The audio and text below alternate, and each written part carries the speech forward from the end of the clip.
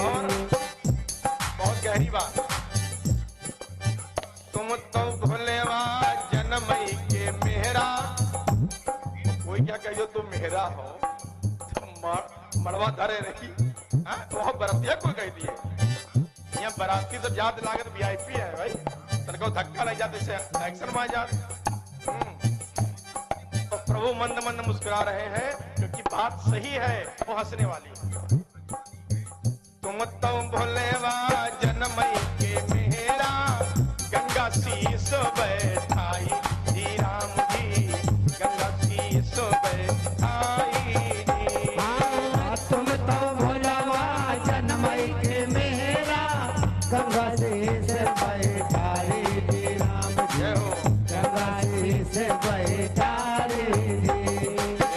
करण कलेवा लगे चारू भैया, हे सखिया सब गारी जी राम जी, हे सखिया सब गारी जी। करण कलेवा लगे चारू भैया, हे सखिया सब गारी जी राम जी, हे सखिया सब गारी जी। आनंद के साथ में कलेवा हुई है। कलेवा मतलब विवाह के बाद जो नाश्ता किया जाता है उसको कहते हैं कलेवा, और उसके बाद जो भोजन किया जाता उसको कहते हैं ब्याह भात। लेकिन जो लड़का बैठी जानते ब्याह भात का है, ठोतर तो जानत नहीं, क्योंकि अब लान में यहाँ हुआ ब्याह हो तो कहाँ ब्याह भात धरा है। और तो क्या रिश्तेदार क्या मौका नहीं धरा तो उठाई सूटकेस चल दी सवेरे तो जेठौतर को करे। हाँ, जेठौतर की बरिया अति नीकी लगती, कुछ कहा कि नहीं, लेकिन कहाँ कोई बना है आजकल की लड़कियों के तो बरिया बनो तो फुरे न पाई है।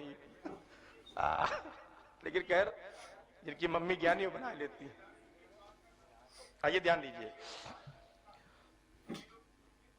मैं शुभम वर्मा पवन सिंह कुर्डेवाद से 101 मुद्राएं फोन पे किए हैं भगवान की कलेवा में। बहुत बहुत धन्यवाद ललित वर्मा जी, संजीत जी,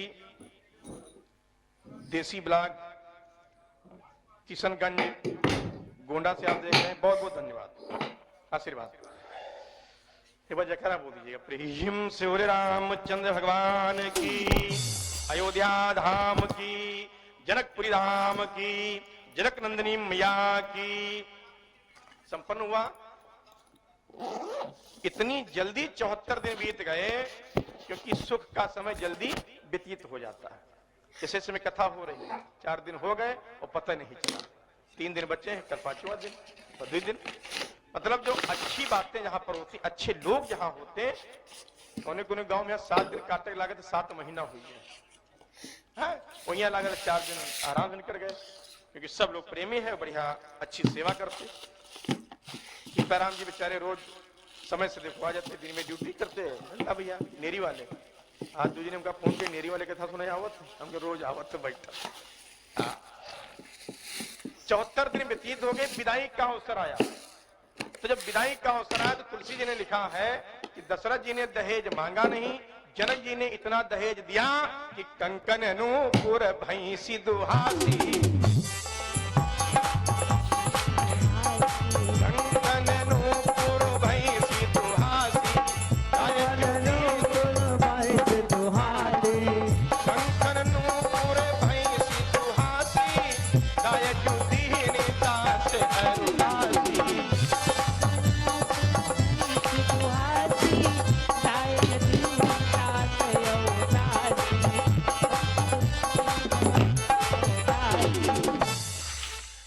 धन हीरे जवाहरात मणिमाणिक तो दिया ही गया, पैसे वस्त्र अनाज तो दिया ही गया। एक शब्द देखिए, दाज दीन दास और दासी। सीता जी की सेवा के लिए, दशरथ जी की सेवा के लिए दास और दासियां भी भेजे गए। वही परिपाटी आज चली आ रही है, हालांकि अब तो खैर समाप्त हो रहा धीरे धीरे, वरना बाबा लोगों के जमाने में दुल्हन के साथ 9 ठहरों होती रहे, 9 ठहरों होती रहे, और रुकती रहे जब दिन तक, मतलब जले बिटिया सेट न हो जाते हुए रुकती रहे। अब आजकल मान लो पहले से सब मुलाकात होते, पहले से नहीं, यहाँ सब फोटो सब खिंचाए कि हाँ देखिए बतावत है कि हमारी बिटिया कहाँ कहाँ टहल से आए गए हैं। मतलब देखो कथा गजब बात। ओफो, यहां लोग अब क्या मतलब, जब जयमाला पड़ता है तो उधर एलसीडी याद चलता है, वहां एलसीडी में दिखावा जाता है कि बिटिया श्रीनगर गई रहा है, कि वहां कुल्लू मलानी गई रहा है, और कहाँ फोटो खींचेंगे, कौन कौन होटल में यहाँ बढ़िया भोजन करेंगे हैं। मतलब बिटिया को पहले ही भेज दिया गया है। होते के कहा तो नीले ड्रम में बयान, तो नीला ड्रम आई करी भाई, संस्कारों के साथ खिलवाड़ मत किया जाए। लेकिन खैर जब पैसा ज्यादा होता है, 1.5 लाख रुपए लेता हूं कैमरा जो फोटो खींचता है, वहां जो शूटिंग करने जाता हूं 1.5 लाख रुपए लेता है। तो कहा तुम्हें पैसा रहा कौन हुआ करेंगे भाई। हम तो एक नियम बनाना चाहते हैं कि मेरी बेटी के विवाह में 5 लाख रुपए जब लगा, 25 लाख रुपए लगा, लैंड बुक हुआ, तो अपनी बिटिया के साथ में गांव की भी कोई गरीब लड़की की शादी तय हो जाए और उससे कहा जाए कि जहां पर मेरी बिटिया का जयमाला पड़ेगा, पड़ोस में उसका भी जयमाला पड़ेगा। हमारे 1000 आदमी भोजन करेंगे, 100 रिश्तेदार उसके भी भोजन कर लेंगे, उसकी भी जीवन बन जाएगी, लान में उसकी भी शादी हो जाएगी। लेकिन दिमाग सही जगह पर नहीं जा रहा लोगों का, अनाप शनाप पैसा लग जाए। पैसे का सदुपयोग किया जाए। हम ये नहीं कि तो पैसा ना खर्च किया जाए, पैसा कमाया इसीलिए जाता, लेकिन उस पैसे के साथ में लोगों का भी कल्याण हो, तब तो लाभ। खैर विदाई जब हुई, दहेज दिया गया। जब जनकपुरी से चले, समझे यहां पर थोड़ी वार्ता हुई अच्छी सी। जनक जी हाथ जोड़े खड़े हैं दशरथ जी के, और दशरथ जी हाथ जोड़े खड़े हैं जनक के। विदाई के समय जनक जी पैर छूने चले दशरथ जी के, दशरथ जी ने पैर नहीं छुआया। दशरथ जी जनक जी के पैर छूने लगे तो जनक जी पीछे हटे। अरे बोले महाराज ये क्या कर रहे हो, हम बिटिया वाले हैं, आप बेटे वाले हो, आप बड़े हो, हम आपके पैर छुए, आप हमारे क्यों पैर छू रहे हो। जैसे बोले आप बड़े हो, हम बिटिया वाले छोटे हैं। तो दशरथ जी ने जो उत्तर दिया है, ये हमारी कथा का संस्कार है, ये सनातन धर्म की मजबूती है, और ये हिंदू धर्म सिखा रहा है, जिससे हम लोग भटक गए हैं। देखिए क्या ज्ञान दे रही कथा हमारी। लोग कहते हैं हम कथा सुनने क्या जाएं, हम जानते हैं सब कथा के बारे में कुछ नहीं जानते, केवल इतना जानते हो राम जन्मी सीता हरी के रावण मार डाला गया, सैया मैया सुने प्रसाद चाटे घर को चले, महत्वपूर्ण चीजों को नहीं समझा। दशरथ जी बोले जनक जी एक फैसला करिए। बोले क्या। बोले ये बताइए दान देने वाला बड़ा होता है कि दान लेने वाला, फैसला करिए। जनक जी भी विद्वान हैं, मनीषी हैं, ब्रह्मज्ञानी हैं, हल्के फुल्के आदमी नहीं है, संत हैं, रहत ब्रह्म में ध्यान लगाए, ताते जनक विदेह का है विदेह राजा। करिए फैसला कौन बड़ा है, दान देने वाला कि दान लेने वाला। तो जनक जी बोले दान देने वाले का हाथ ऊपर होता है, वो लेने वाले का हाथ नीचे होता है। देने वाला बड़ा, लेने वाला छोटा है। तो बोले ये बताओ आपने बिटिया का दान दिया। बोले हाँ दिया। बोले हमने लिया। बोले हाँ लिया। तो बोले आप बड़े हुए कि हम बड़े हुए। आपने दान दिया है, हमने दान लिया है, महाराज आप बड़े हो, हम छोटे हैं, पर हमको छूने दीजिए। अगर आपकी बिटिया न होती तो हमको बहू कहां से मिली होती। वही बात बेटियों को ध्यान देनी है। अपनी सासू की सेवा इतनी करनी है कि अगर आपकी सासू न होती तो जिसको पति परमेश्वर मान रही हो वो पति कहां से आया होता। सिर्फ पति को देने वाली जो मेरी सास है उसकी पूजा रोज करनी है। एक कथा कह रही है। जैसे पैर छूने चले, जनक जी ने पैर छूने नहीं दिया, अपने सीने से लगाया और डफार मार करके रोए। दशरथ जी रथ पर सवार हुए। जब प्रभु बैठने चले,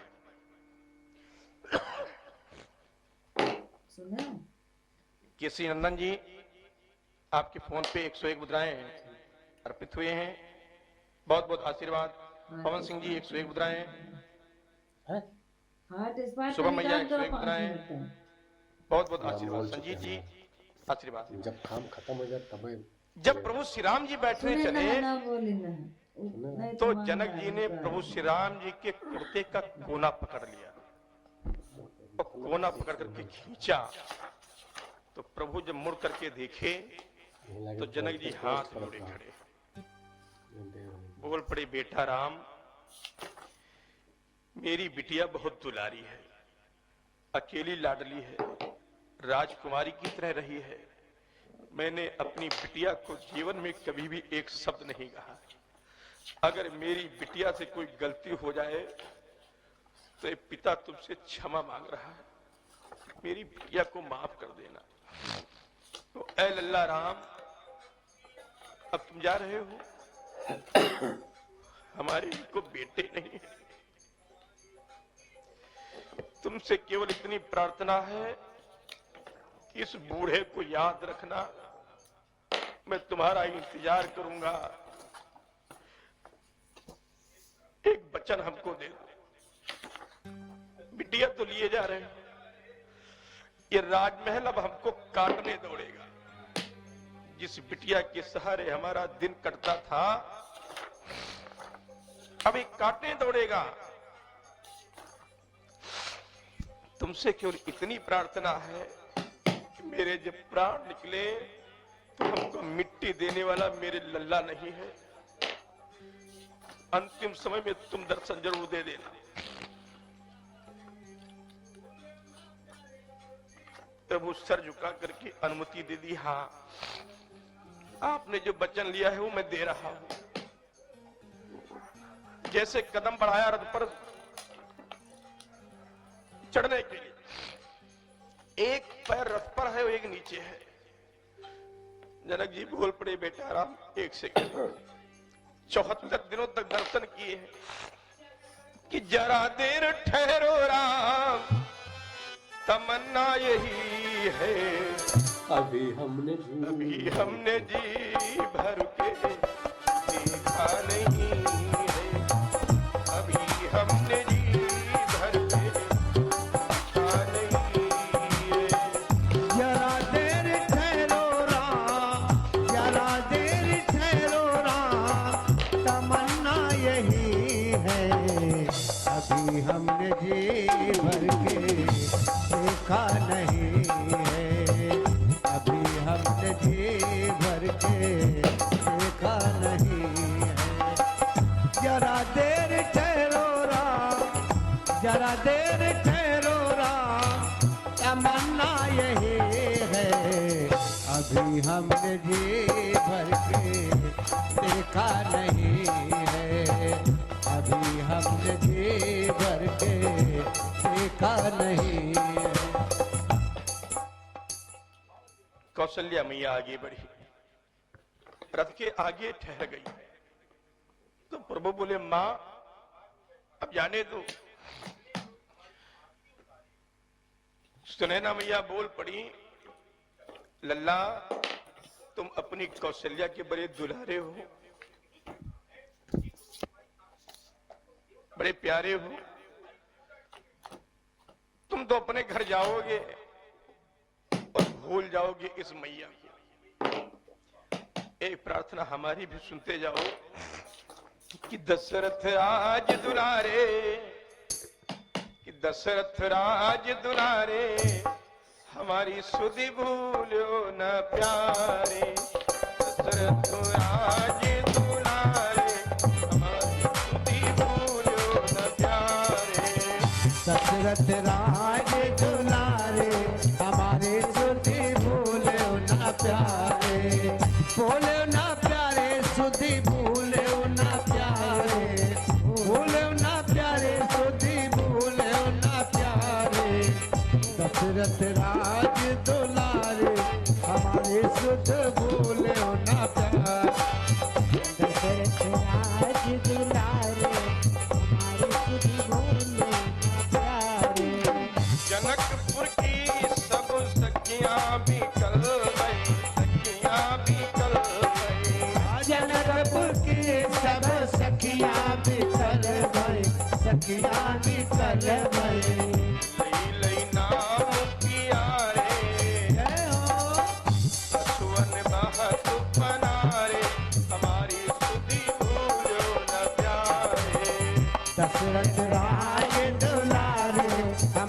सुधी भूले ना प्यारे। आज दुलारे हमारी सुधी भूले ना प्यारे।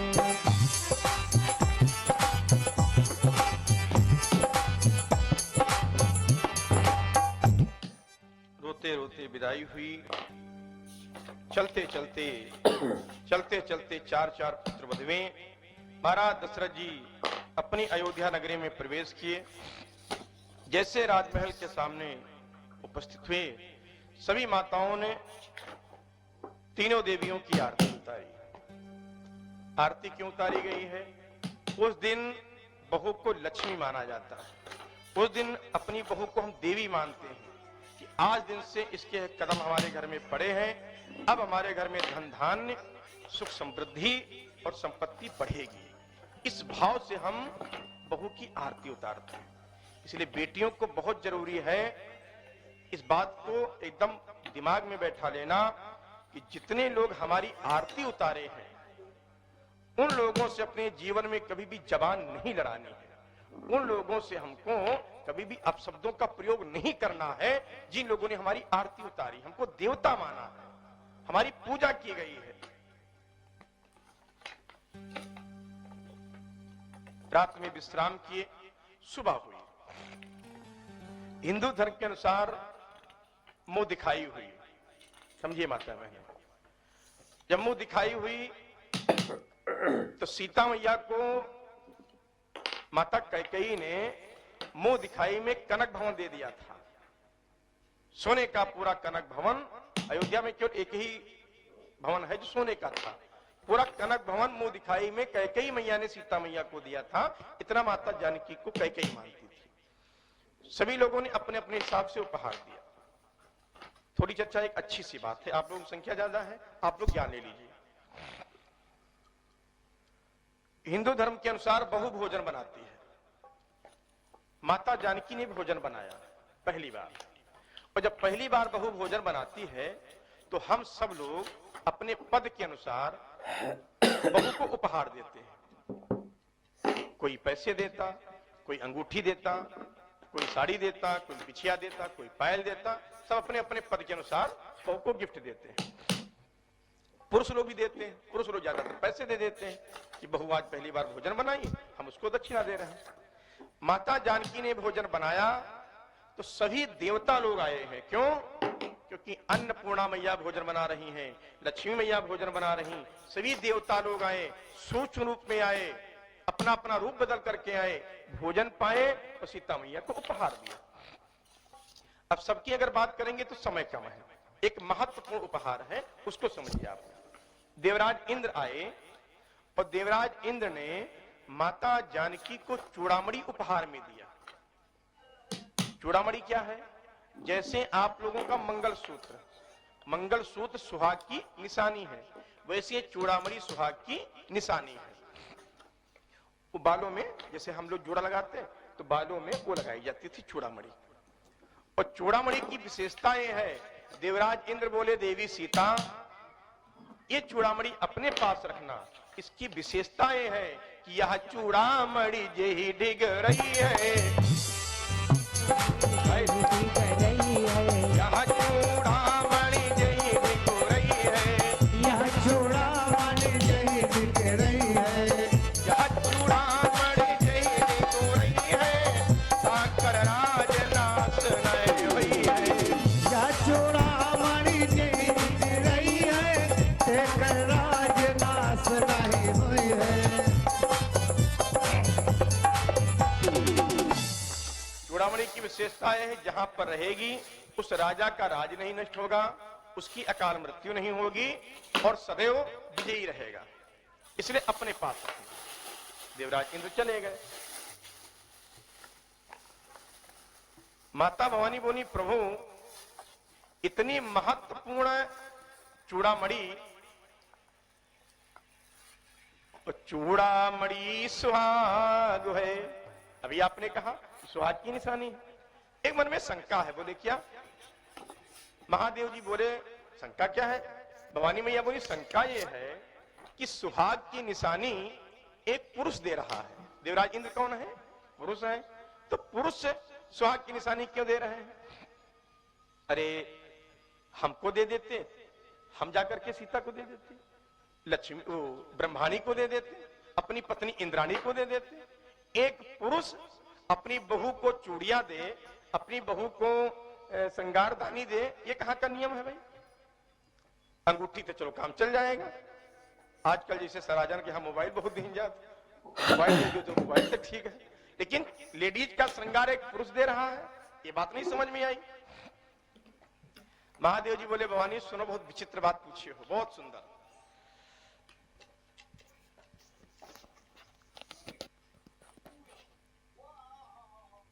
ये जो सीता मैया है और देवराज इंद्र, इनका तुम रिश्ता जानती हो? तो भवानी मैया बोली रिश्तेदारी कैसी है? बोले इनका रिश्ता जानते हो? बोले नहीं।